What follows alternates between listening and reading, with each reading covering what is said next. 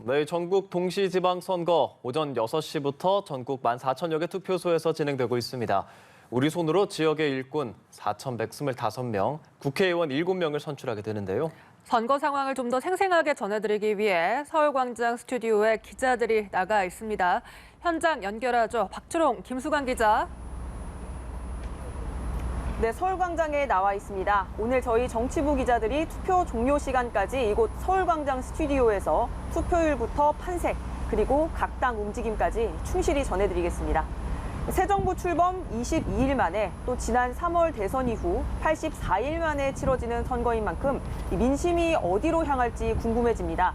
가장 큰 선거인 대선과 이렇게 가까운 지방선거, 김수환 기자 그동안 있었나요? 이번 지방선거가 새 정부 출범 후 역대 최단 기간에 치러지는 선거입니다. 여기에 첫 번째 관전 포인트가 있습니다.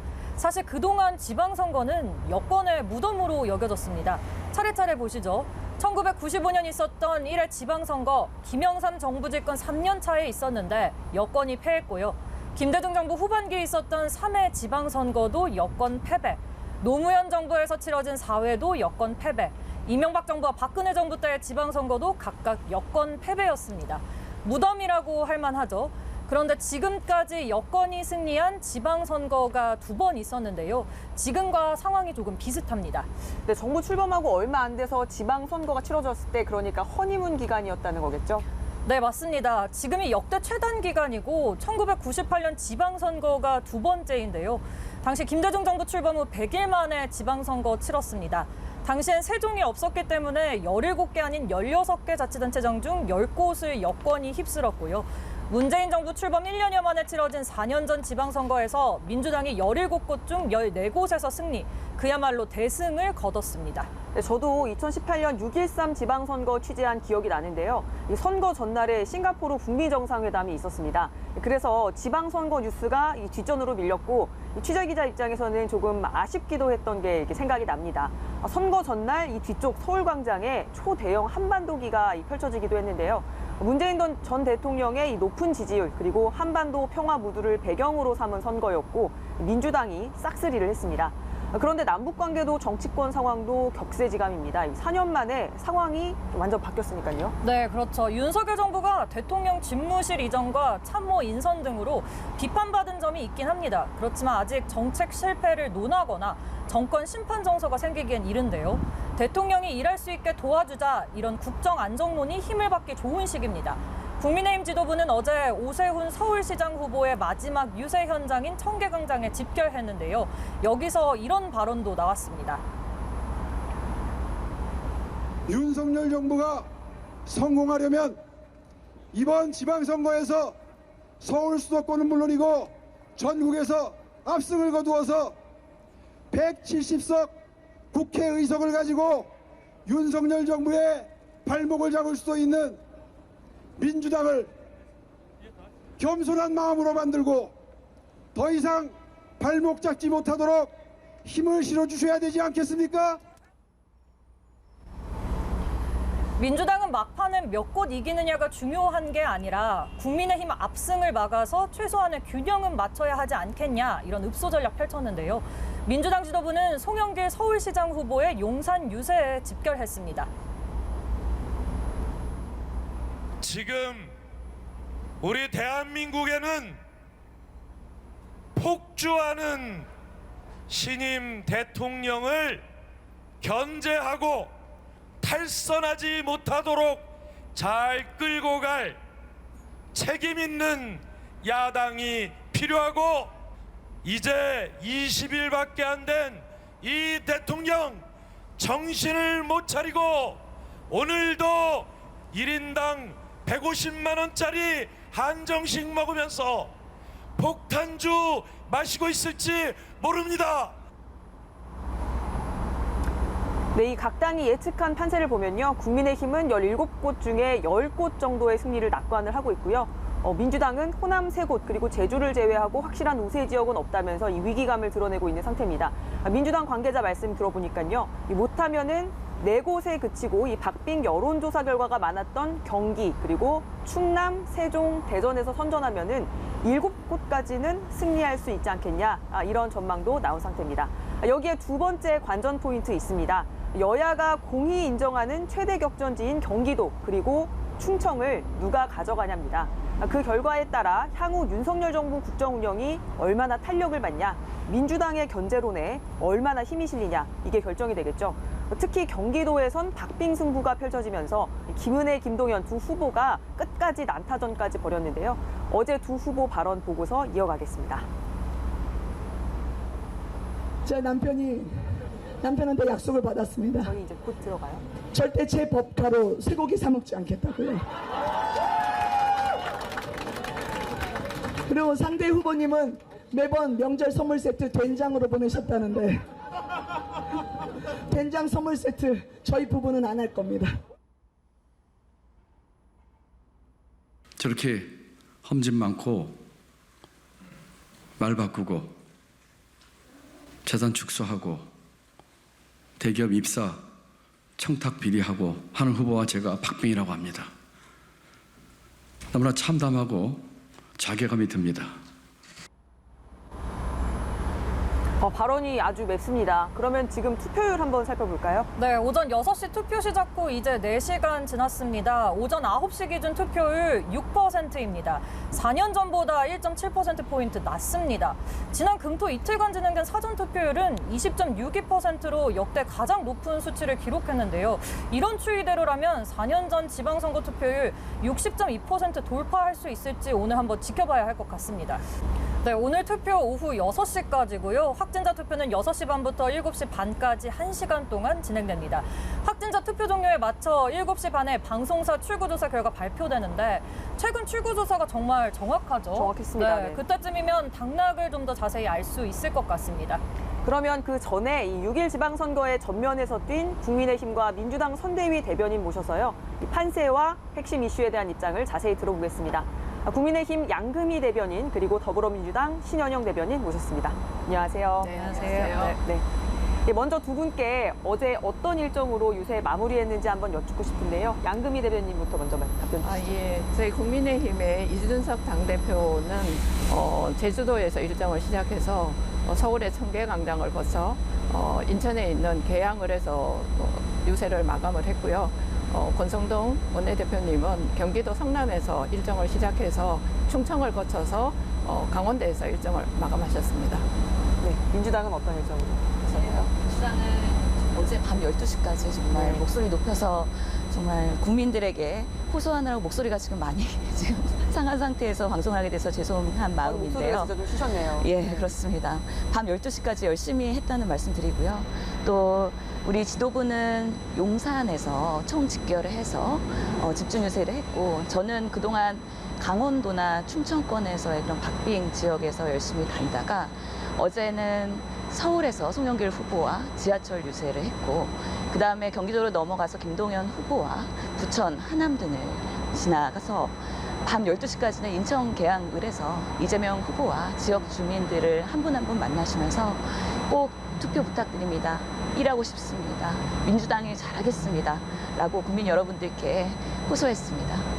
보통 선거일 아침이면은 각 당 선대위에서 이 투표 동료 메시지랑 함께 강조하고 싶은 점들, 이런 점들 이렇게 논평으로 내기도 하시는데요. 오늘 각 당에서 전달하고 싶은, 유권자들한테 전달하고 싶은 핵심 메시지, 양금희 대변인 어떤 겁니까? 지역에 가서 주민들을 만나보면은요, 윤석열 정부가 성공하는 것이 국민이 편안하게 사는 길이다라는 말씀을 굉장히 많이 저가 듣습니다. 그리고 지금 현재 경제가 어려워서 살기가 많이 힘들다. 이것의 그 주된 원인이 지난 문재인 정부의 소득주도 성장에서 기인한다라는 이런 말씀들을 많이 하시면서 이번에는 꼭 윤석열 정부가 성공할 수 있도록 저희 국민의힘이 잘 협조해서 당정 관계를 잘 이끌어달라 이런 말씀을 굉장히 많이 하시거든요. 그런 점에서 저도 책임감을 느끼고 있습니다. 신혜영 대변인 어떻습니까? 네, 현장에서는 많은 말씀을 해주십니다. 민주당 좀 더 잘해라. 정말 더 잘했으면 좋겠다라는 애정어린 질책과 격려도 저희가 많이 들었습니다. 그만큼 새 정부 출범 이후에 지방선거 참 어렵게 민주당이 하고 있는데요. 그만큼 저희가 더 쇄신하고 혁신하겠습니다.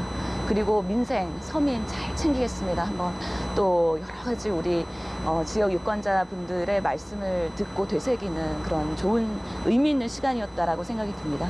다만 새 정부가 견제와 균형을 갖고 제1야당의 역할을 잘 할 수 있도록 하는 게 민주당의 역할이기 때문에 또 대한민국의 미래를 위해서 앞으로 5년을 위해서 우리 민주당을 위해서 힘을 실어주겠다. 아직까지 대선이 끝나고 나서 화가 많이 나고 TV를 못 보시는 많은 분들이 현장에서 좀 민주당에 많은 애정 어린 한 표를 지원해 주시겠다라고 약속하시는 말씀도 많이 들었습니다. 네, 이번엔 각 당이 바라보는 선거 판세 얘기 좀 들어보겠습니다.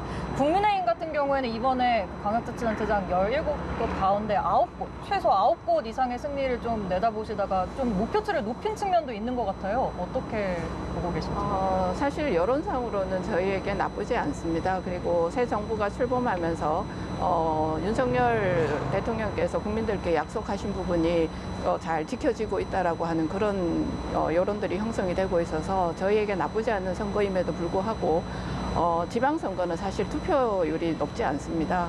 그렇기 때문에 조직의 선거가 가능한 그런 선거이기도 하고 그렇게 본다면은 수도권 쪽을 들여다봤을 때 지금 현재의 수도권의 지방정부나 아니면 거기에 단체에 있는 장들이든 아니면 의회든 모두가 다 지금 현재 야당인 민주당이 거의 다 석권을 하고 있는 상황입니다. 그래서 그런 측면에서 저희가 결코 유리하지 않다고 보고요. 저희도 이번에 윤석열 정부가 성공하기 위해서는 꼭 중앙정부와 국회와 그리고 지방정부와 그리고 지방의회가 함께 힘을 모아서 국민의 삶을 또 약자들의 삶을 보살필 수 있는 그러한 기회를 열심히 일할 수 있는 기회를 달라 그렇게 저희도 호소하고 있습니다. 사실 이런 측면에서 봤을 때 서울의 지난 보궐선거에서 오세훈 시장이 당선됐음에도 불구하고 1년 남짓한 시간 동안에 민주당의 대부분이 있는 서울시 의회가 사실 이렇게 협조관계가 잘 형성되지 않아가지고 일하는데 굉장히 어려움이 있었습니다. 이런 측면을 저희가 강조하고 싶고요. 네 바퀴가 같이 굴러갈 때 사실은 더 많은 효과를 낼 수 있다는 점을 국민들께 말씀드리고 꼭 도와주십시오. 예, 열심히 일하겠습니다. 네, 민주당은 17곳 가운데 몇 곳을 좀 승리로 내다보고 계신지. 저희는 녹록지 않기 때문에 사실 수치로 말씀드리기 어려울 정도로 참으로 힘든 선거를 하고 있다는 말씀을 드립니다. 방금 양금희 대변인께서 말씀하신 것처럼 윤석열 정부가 일을 잘하기 위해서는 견제와 균형이 필요합니다. 지금 상황에서는 국민의힘이 전국을 싹쓸이할 수도 있다는 위화감이 상당히 있는 만큼 지방자치에서는 민주당이 우리 제1야당으로서의 그런 지방의회를 제대로 견제하고 균형을 갖고 역할을 할 수 있도록 하는 한 표 한 표가 절실하다는 말씀 다시 한번 드리고 싶고요. 17곳 중에 적어도 4곳은 사수해야 된다. 그리고 박빙인 곳에서도 수도권을 포함해서 최소한 한두 곳 이상은 승리했으면 좋겠다. 그런 면에서 투표하면 이긴다. 투표해야 이긴다. 라고 어제까지 정말 절실하게 간곡하게 국민 여러분께 호소드리고 왔습니다. 좀 정리를 해보면 두 대변인께서 모두 지금 투표를 좀 해달라는 독려 메시지를 내셨는데요. 일단 국민의힘에서는 아직까지 그 지방의회의 지방 권력의 민주당이 많이 가지고 있기 때문에 조직력이 탄탄하다. 네. 그렇기 때문에 투표를 해주셔야 된다. 그리고 또 신현영 의원님께서는 이 최소한의 견제를 확보를 하려면은 투표를 해서 민주당 후보를 좀 올려주셔라 이런 말씀 좀 해주셨습니다. 근데 지금 최대 승부처, 그러니까 경합 지역들이 좀 있는데요. 이 최대 승부처를 보통 이제 경기랑 충청으로 꼽습니다. 이번에는 좀 신현영 의원님께 먼저 여쭐 텐데요. 최대 승부처를 어디로 보고 계신지 보면 여론조사상 굉장히 좀 빡빡한 지역들이 보면 있거든요. 어디에선 꼭 승리를 했으면 좋겠다. 어디가 승리 가능성이 높다. 이런 게 있을까요? 마지막 그 방송 3사 여론조사를 보면은 4곳 정도가 박빙으로 나왔었죠. 그렇기 때문에 이 4곳의 경합 지역에서 우리 민주당의 지지자분들께서 조금 더 적극적으로 투표하셨으면 좋겠다는 생각을 하고 있는데 경기도에서만은 꼭 이겨야 된다. 경기도에서만큼은? 김동연 후보가 꼭 경기도의 민생, 경제, 유능한 일꾼으로서 경기도를 발전시킬 수 있는 적임자라는 말씀을 꼭 드리고 싶고요. 그 외에도 인천, 그리고 대전, 세종, 충남 이런 지역에서도 우리 후보들께서 상당히 그동안에 현장 경험 중심의 그리고 실무 중심의 정말 인물 중심의 선거를 이런 민주당의 어려운 상황에서도 박빙으로 끌고 오신 겁니다. 그만큼 정말 지방의 풀뿌리 조직 그리고 지방의회와 민주주의를 구현할 수 있는 민주당 후보가 최선을 다해서 끝까지 뛰었으므로 국민들께서 그 진정성을 가지고 투표해 주시길 부탁드리겠습니다. 네, 신현영 대변인이 경기도만큼은 꼭 이겼으면 좋겠다 말씀 주셨습니다. 양비 대변인님, 국민의힘은 어디만큼은 꼭 이겼으면 좋겠다는 데가 저희도 있을까요? 마찬가지입니다. 경기도는 지금 현재 초박빙으로 이루어지고 있고요. 사실 경기도에 가서 많은 얘기를 들어보면 경기도가 문재인 정부 시절에 정부 그리고 경기도 그리고 의회까지 다 장악하고도 실제로 경기도를 위해서 뭐를 했는지 모르겠다 이런 얘기를 하시는 분들의 말씀을 많이 제가 들을 수 있었거든요. 저희도 이번에 경기도의 지방 권력이 바뀌어가지고 새롭게 더 윤석열 정부와 힘을 합쳐서 광역교통망이라든지 아니면 신도시 재정비라든지 이런 분야에 탄력을 받아서 더 발전하는 경기도가 될 수 있도록 저희들 적극적으로 지원할 생각이고요. 또 인천 계양을 또 마찬가지입니다. 25일짜리 대통령 후보가 선거에 나왔습니다. 경기도에서 도망해서 인천까지 오고는 그런 일도 있었는데요. 이런 거를 보면서 저희 보궐선거는 대체적으로 국회의원 선거를 할 때 그 지역을 위해서 열심히 일해줄 후보를 뽑는 거거든요. 그런 부분을 잘 살펴서 이번에 계양을까지 이겼으면 좋겠다라는 개인적인 소망을 갖고 있습니다. 저희 한 가지만 더 묻고 싶은데요. 강원도의 이광재 후보는 정말 국회의원 그 자리를 버리고 강원도를 위해서 다시 12년 만에 나오신 정말 유능한 우리 후보라고 생각을 합니다. 강원도 꼭 여러분께서 지지해 주시기를 간절한 마음으로 바라고 있습니다. 방금 전에 양금희 대변인님이 근데 그 계양을 언급을 해주셨어요. 사실 이번에 그 국회의원 보궐선거가 함께 치러지는 7개 지역구 가운데 인천 계양을이 상당히 많은 주목을 받고 있습니다. 이재명 후보와 윤영선 후보가 맞붙으면서 다윗과 골리앗의 싸움이다 이런 얘기가 나왔는데 또 최근 여론조사를 보면 좀 접전이다 이런 얘기도 나오고요. 이곳 판세 좀 어떻게 보시는지 궁금합니다. 네, 처음에 저희도 이게 진짜 다윗과 골리앗의 싸움이 아닐까라고 생각을 했는데 맨 마지막엔 다윗이 이겼죠.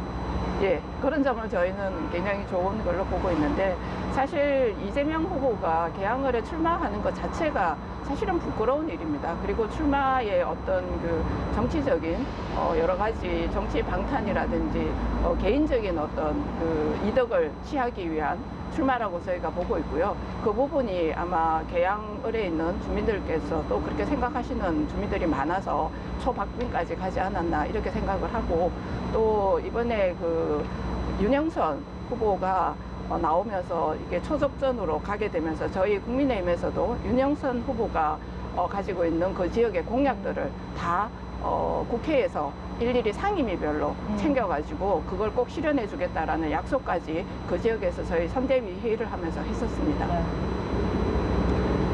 민주당에서는 압도적 승리는 처음에 했던 것보다는 아니겠지만 그래도 승리할 거다 당연히 인천 계양을에서요 이렇게 얘기를 하고 내다보고 있는데요. 근데 또 이재명 후보만 승리해서는 조금은 곤란한 상황이 아니겠는가 그런 생각도 드는데요. 계양을이 워낙에 중요한 또 보궐선거 접전지기 때문에 그래서 저희가 밤 12시까지 어제 그 자리에서 함께 했는데요. 현장에서는 이재명 후보가 인천 계양을에 온 지역 주민들의 그런 민심들은 상당히 좋았습니다.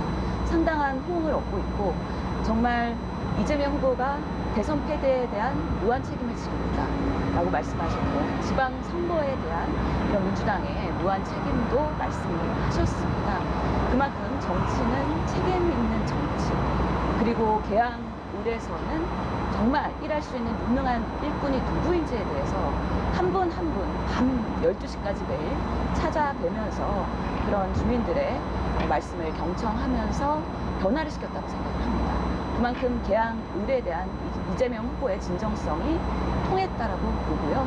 또한 아울러서 어제 박남춘 시장도 같이 유세를 했는데요. 인천의 변화와 발전을 위해서 다시 한번 인천시장 박남춘을 선택해달라는 국민 여러분께 간절한 호소 드렸다고 말씀드리겠습니다. 이 계양을 선거 얘기가 나왔으니 좀 이어서 질문을 드리자면 사실 이 김포공항 이전 공약 지난주 금요일에 이제 발표를 하셨는데 이게 선거 막판에 아주 뜨거운 이슈가 됐습니다. 그런데 사실 민주당은 당내에서 조금 혼선이 좀 있지 않았나 싶기도 했고, 어제죠. 이제 총괄본부장께서는 이제 정식적인 공약은 아니지 않나 이렇게 생각한다는 말씀도 주셨는데, 이게 어떻게 선거 변수로 좀 작용할 수 있다고 보시는지요? 우선은 김포공항 이전에 대한 이슈가 이렇게 부각된 거는 우선은 공론화를 이제 시작하자, 한번 논의를 시작해보자라는 면에서는 긍정적이라고 생각을 합니다. 당연히 지방선거기 때문에 지역 현안들은 지역의 이해관계에 따라서 충돌되는 부분도 있을 수 있습니다. 그 김포공항 주민들께서는 여러 가지 보도 제한이나 아니면은 그런 소음 문제에 대해서 그동안에 많은 말씀을 주셨던 것이고요. 또 인천공항과 어떻게 하면 우리가 전국 중앙 단위에서의 공항의 개편을 할 수 있을까에 대한 논의를 시작한다는 면에서는 저는 건설적이라고 봅니다. 다만 여러 가지 그런 갑론을박이 있을 수 있기 때문에 전국적인 차원에서의 그런 포괄적인 검토는 있어야 된다고 생각합니다. 그렇기 때문에 이런 서울과 그리고 인천에서의 우리 송영길 후보와 이재명 후보가 적극적으로 우리가 검토해서 더 우리 지역 주민들께서 바라는 방향이 무엇인지에 대해서 유능하게 한번 검토하고 실력으로 변화해보겠다라는 약속의 의지의 일환이라고 생각해 주시면 감사할 것 같습니다. 그러니까 논의를 시작하는 단계다, 뭐 이렇게 거기에 의미가 있다. 실제로 양천구 시장 국민의힘 후보자께서도 그리고 오세훈 시장께서도 검토에 대해서는 긍정적으로 얘기하셨고요. 실제로 공약으로 내걸기도 했었습니다. 그만큼 국민의힘과 민주당이 적극적으로 검토하면서 더 나은 대안이 무엇인지에 대해서 논의할 수 있는 계기를 마련했다는 것에서 이번 또 지방선거에 의미가 있지 않나라는 생각을 해봅니다. 네, 이제 김포공항 이전 공약이 나왔으니까 말씀을 드리는데, 이재명 후보의 경우에 이 김포공항 이전 공약이 제주관광에 악영향을 미친다는 국민의힘 주장에 대해서 굉장히 강하게 반박하고 있습니다. 네, 왜냐하면 이제 같이 내놓은 공약이 고속철로 김포공항과 인천공항을 10분 내에 잇는다는 거고, 또 신현영 대변인께서 말씀해 주셨듯 국민의힘 후보들 가운데 일부가 이 공약을 제시한 적이 있다, 이렇게 얘기하고 있는데 좀 어떻게 답하시겠습니까? 사실은 잘못 알려진 얘기고요. 제가 이 공약에 대해서 몇 가지 말씀드리고 싶은 게 있는데, 첫 번째로 이 공약이 송영길 후보하고요, 이재명 후보 정책 협약식을 통해서 이게 수면 위로 올라왔습니다.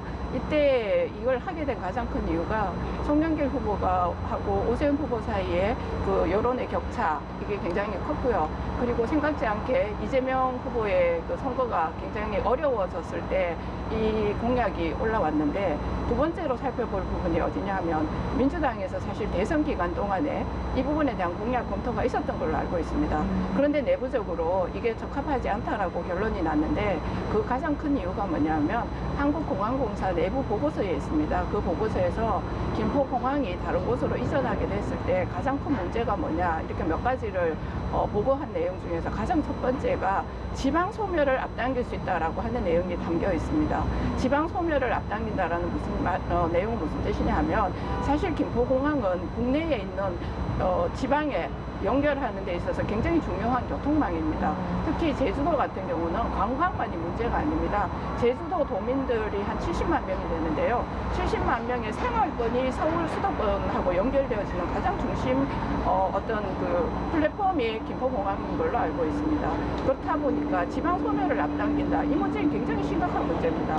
왜냐하면 지금 현재 대한민국에서 가장 힘들고 어렵게 해결해야 될 아젠다 중에 하나가 지방 소멸에 관한 것입니다. 그래서 이 공약은 사실 굉장히 문제가 많고요.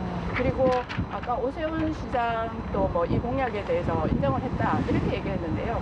그 부분에 대해서 저도 드릴 말씀이 있습니다. 왜냐하면 물론 그 지역에 비행기 소음의 문제가 있어서 주민들이 불편을 호소하는 점은 있습니다. 그렇지만 과학기술이 발달하면서부터 그 소음의 문제도 지금 많이 해결되어 가고 있는 추세이기도 하고요. 이러한 부분에 그 서울시 민주당 의원이 오세훈 시장에게 이 부분에 대한 질문을 했습니다. 그에 대해서 오세훈 시장이 어떻게 답을 했느냐, 이게 속기록에 나와 있습니다. 그래서 이게 제가 속기록의 내용을 읽는 것이 더 중요할 것 같아서 제가 말씀드리겠습니다. 오세훈 시장이 답을 이렇게 했습니다. 상당히 경청하고 검토해 볼 만한 제안이다. 이건 사실 굉장히 외교적 수사입니다. 그런데 그 뒤에 말이 어떻게 되냐면, 서울시 독단으로 추진할 수 없는 상황이라고 분명히 밝히고 있습니다. 또한 결론을 내리기에는 아직까지 사회적 합의가 필요하고 또 성숙돼야 될 그러한 문제라고 분명히 오세훈 시장이 밝혔습니다. 그래서 이게 외교적 수사를 가지고 정치적으로 이용하고 있다는 그런 생각을 저는 지울 수 없습니다. 한 말씀 하면 정치는 불가능한 것을 가능하게 하는 게 정치입니다. 못할 이유는 100가지가 될 수가 있는데요. 정말 상상력을 발휘해서 그걸 현실화하는 것, 그리고 그것을 구현하는 게 바로 정치인의 능력 발휘라고 생각합니다. 그런 면에서 어제 송영길 후보와 이재명 후보와 저도 같이 다니면서 이런 것들을 구현할 수 있는 민주당을 지지해 달라라고 말씀을 드린 거라는 꼭 네. 말씀드립니다. 저는 이 부분에 또 드리고 싶은 얘기가요. 현실성을 무시한 정치적 수사만 난무하고 있다고 저는 생각합니다. 가능성에 대해서 검토를 해보고 불가능한 것, 그리고 지방소별을 어떻게 대안 마련을 하면서 가능하게 할 것이냐, 이런 것들을 같이 고민하는 이번에 또 건설적인 계기가 되지 않을까 싶습니다. 근데 보시면 속기록과 그 의미까지 아주 치열한 김포공항에 대한 전 굉장히 건설적인 토론이 이루어졌다고 네. 생각하는데요. 짧은 기간. 네. 시간이 좀 부족해서 이제 김포공항 얘기는 여기까지 해보고요. 사실 제가 두 대변인님께 던진 다음에 굉장히 기대했던 질문이 하나가 있는데요. 이번 지방선거에서 4,132명 아주 많은 후보들을 뽑습니다. 그런데 저도 언론인으로서 책임감을 느끼는 부분, 그리고 좀 죄송한 부분 중에 하나가 이 너무 광역단체장 위주로 좀 주목을 하는 게 아니냐, 그리고 광역단체장 중에서도 서울이랑 수도권 후보 위주로 좀 집중을 해서 보도를 하기 때문에 좋은 후보들이 좀 묻히는 측면이 좀 있습니다. 그래서 두 대변인님께 좀 주목받지 못했지만 주목하는 후보를 좀 한 분씩 꼽아달라고 부탁을 드렸는데요. 먼저 양금희 대변인님. 저는 이번에 그 지역에 내려가서 경기도 선거 유세를 하면서요, 여성 시장 후보가 기초단체장 후보 두 분을 만났어요. 그래서 그 두 분에 저는 주목하고 있습니다. 사실 저는 우리 당의 중앙여성위원장이기도 하고요. 그리고 최근에 여성 관련한 이슈들이 많이 나오면서 여러 가지 이야기들이 있지만 저희 이번 6.1 지방선거에서 광역단체장도 저희 국민의힘은 두 분의 후보가 출마를 하셨습니다. 김은혜 후보만 지금 주목받고 있지만 전북에서 출마한 후보도 있고요. 그리고 또 경기도에서 굉장히 어려운 상황 속이지만 여성 기초단체장이 출마를 해서 열심히 뛰고 있다는 말씀을 드리고 싶습니다. 여성 후보들 주목해달라 이렇게 말씀 주신 거네요. 예. 네. 신현영 의원님 어떻습니까? 네, 저희가 이번에 선거를 준비하면서 지방선거기획단에서는 더불어민주당은 여성과 청년을 공천을 많이 하겠다라는 약속을 드렸고요. 여성은 30% 이상, 그리고 청년은 20% 이상의 그런 후보를 냈다는 말씀을 드립니다. 대표적으로 꼽자면 광역지자체 후보 중에 경북의 임미애 후보입니다. 정말 유일한 여성 우리 더불어민주당의 광역 후보인데요. 이분은 기초의원과 광역의원을 거치면서 바닥부터 두루두루 올라오신 분이라는 말씀을 드립니다. 경북에서 민주당을 지지하는 거 참 쉽지 않은 일이라고 생각을 하는데요. 그만큼 후보로서는 출마하는 결단을 큰 결심을 해주신 겁니다. 지금 목표 득표율이 15%라고 합니다. 상당히 마음이 아픈데요. 그럼에도 불구하고 끝까지 정말 뛰어주신 우리 많은 후보들께 감사의 말씀, 그리고 그동안 수고하셨다는 말씀 드리고 싶고, 꼭 우리 민주당을 지지하는 분들께서 마지막까지 응원해달라는 말씀도 드리고 싶습니다. 네. 저도 이 점에서 꼭 드리고 싶은 얘기가, 대한민국이 생긴 이래로 아직까지 한 번도 여성단체장이 광역단체장이 탄생하지 않았습니다. 그렇죠. 그래서 저는 이번 경기도 선거에서요, 그런 의미도 굉장히 부여를 하고 있고요. 어제 저도 내려가서 선거를 지원하면서 김은혜 의원을 안고 저도 사실 울컥했습니다.